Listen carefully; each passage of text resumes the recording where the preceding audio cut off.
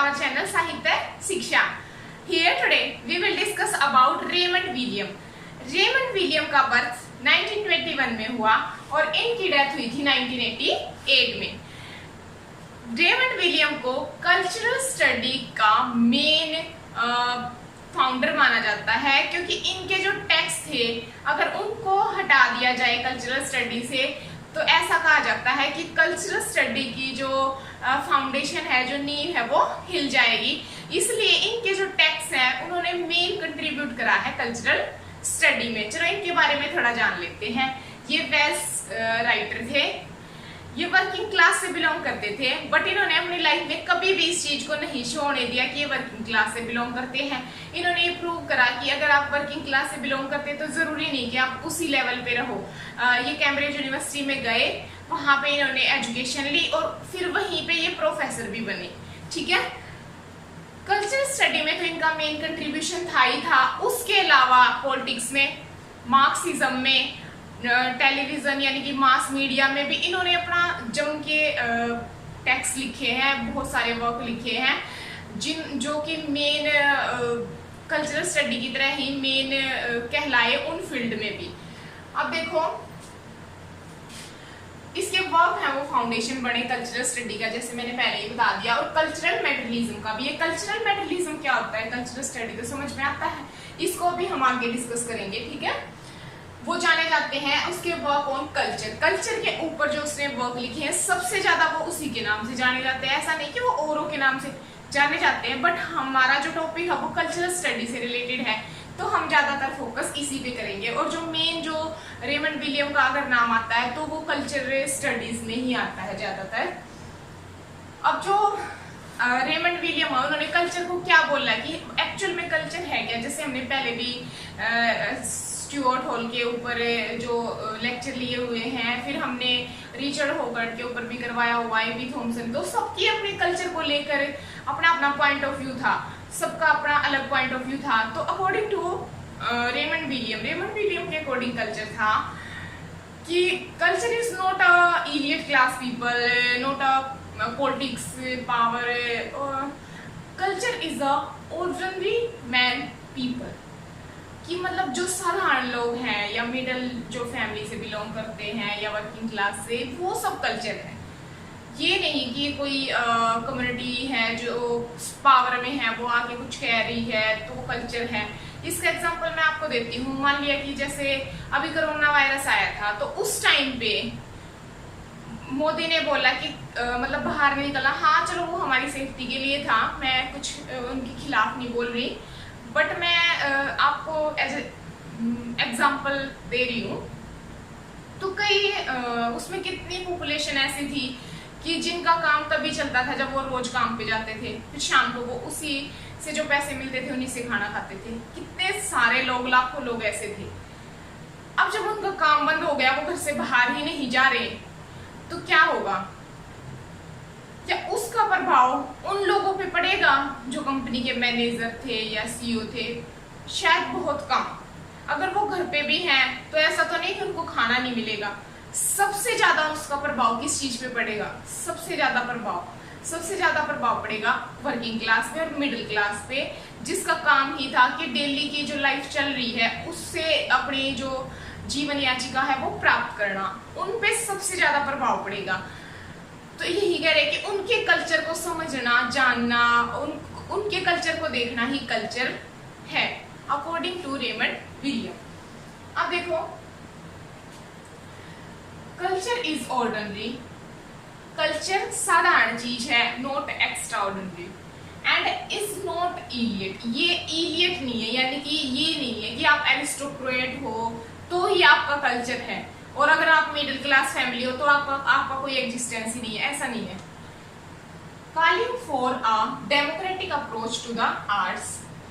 अब ये क्या कह रहे हैं कि ये एक ऐसी डेमोक्रेटिक अप्रोच है। डेमोक्रेसी का मतलब तो पता ही होगा आपको कि सबके लिए हो जो चीज, ठीक है, आर्ट की, जिसमें एक्सप्रेस करते हैं बहुत सर्टेन मीनिंग, बहुत तरीके के मीनिंग को एंड वैल्यूज को इंस्टीट्यूशन में और ऑर्डिनरी बिहेवियर में, और साधारण जो बिहेवियर है उसमें अप्लाई करना अपनी चीजों को, that is called culture.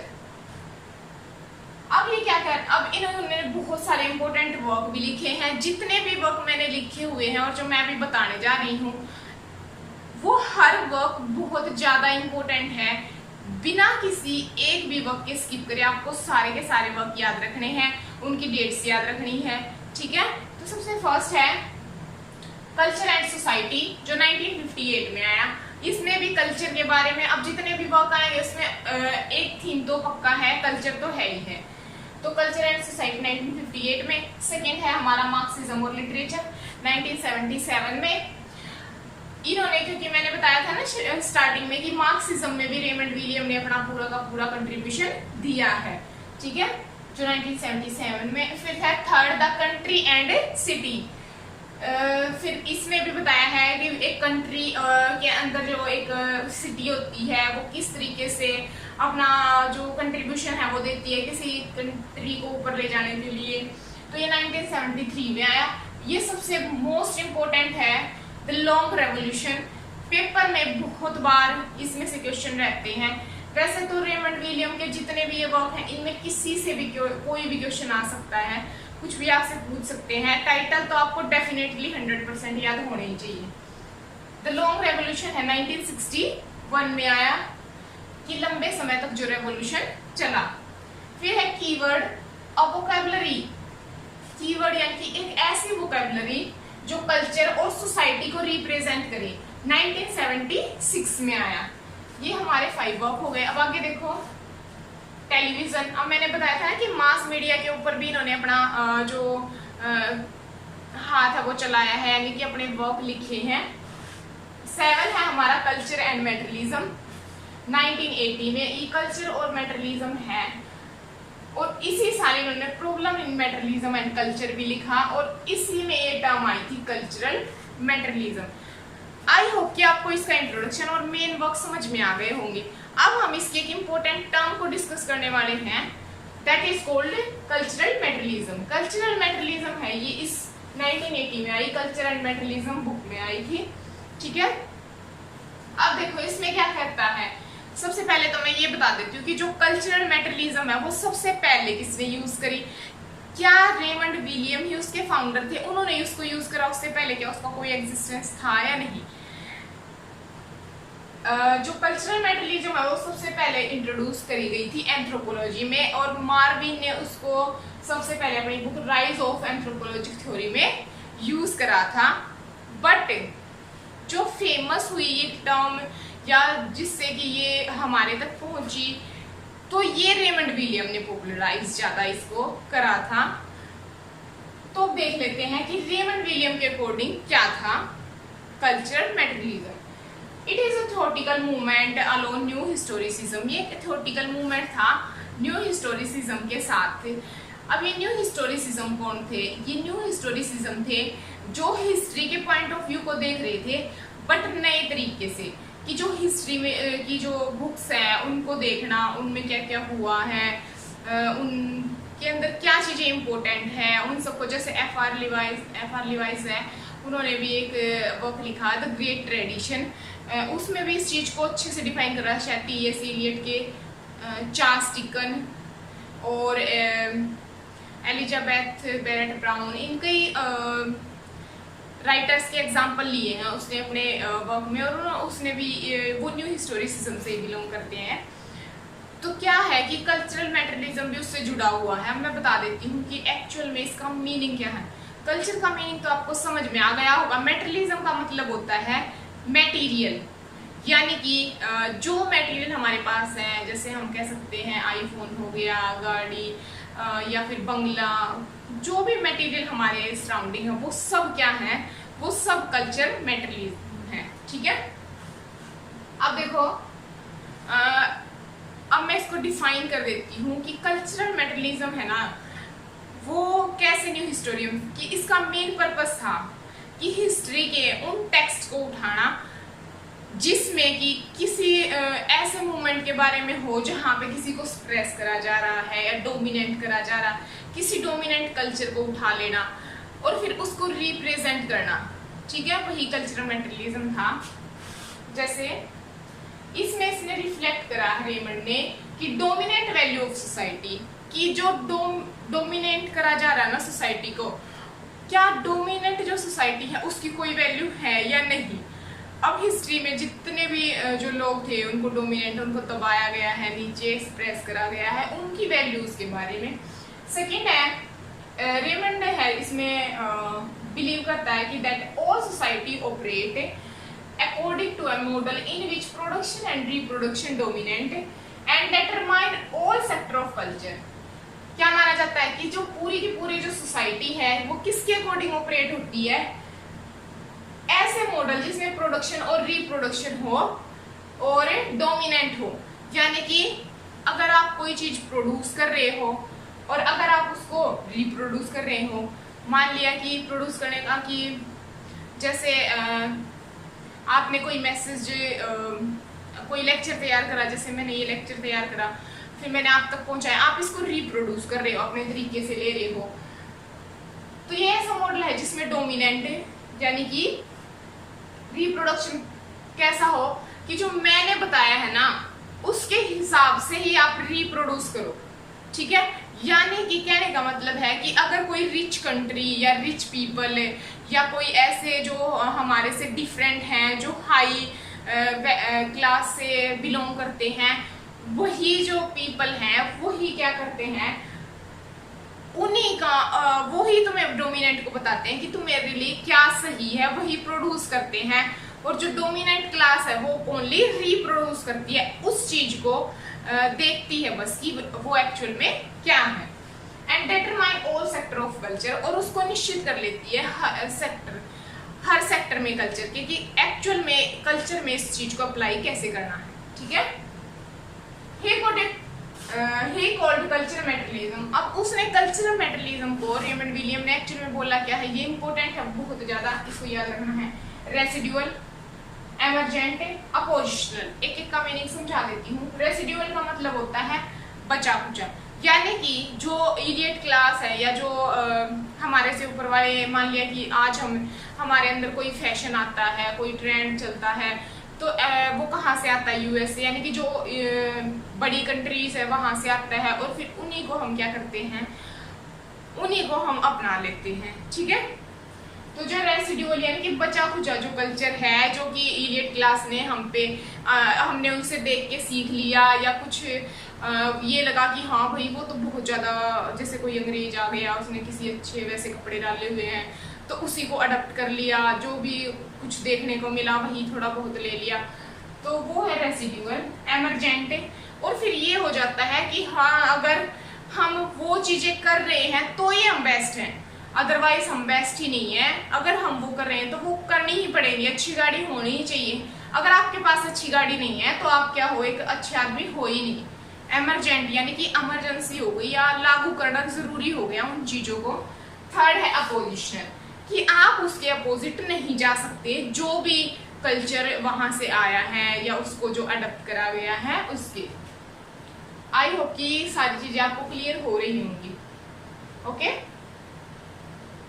Culture element, it retain 3 level of culture model. अब जो कल्चर के जो एलिमेंट थे ना उसने 3 मॉडल लिए कल्चर के।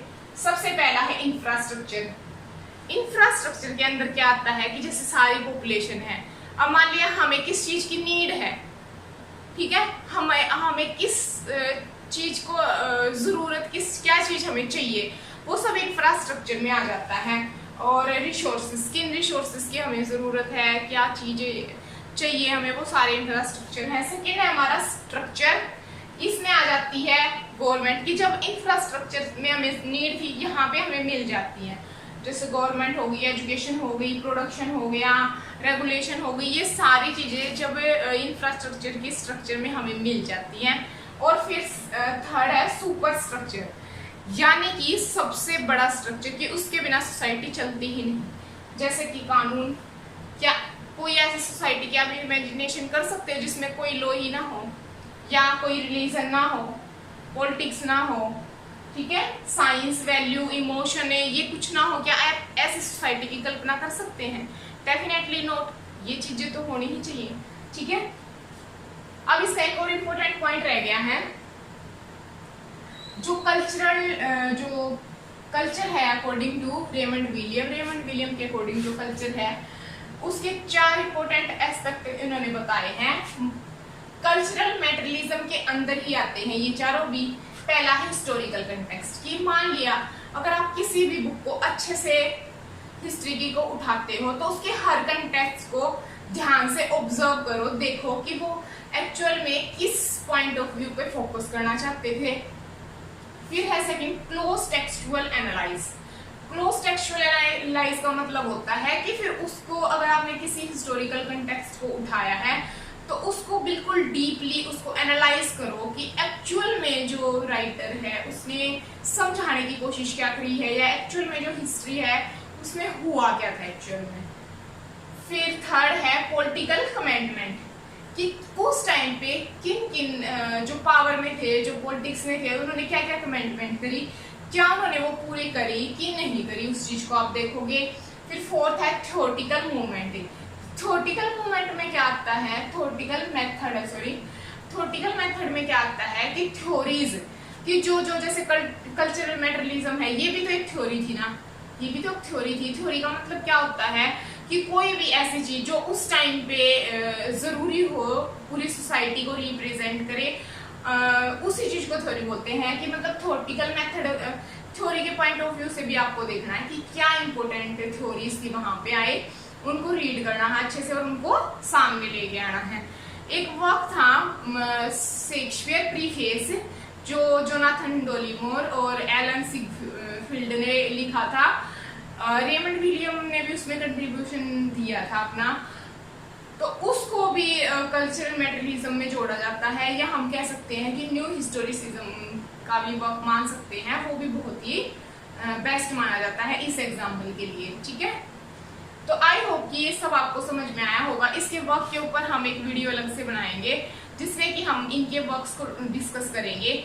यहाँ तक आपको समझ में आ गया होगा। अगर फिर भी कोई डाउट है तो कमेंट बॉक्स में बताइएगा, और अगर आपको अच्छे से क्लियर हुआ है तो लाइक करिए, शेयर, सब्सक्राइब करिए, और ऐसे ही हमारे चैनल पे बने रहिए और देखते रहिए आगे की वीडियोस भी जो आएंगी अभी।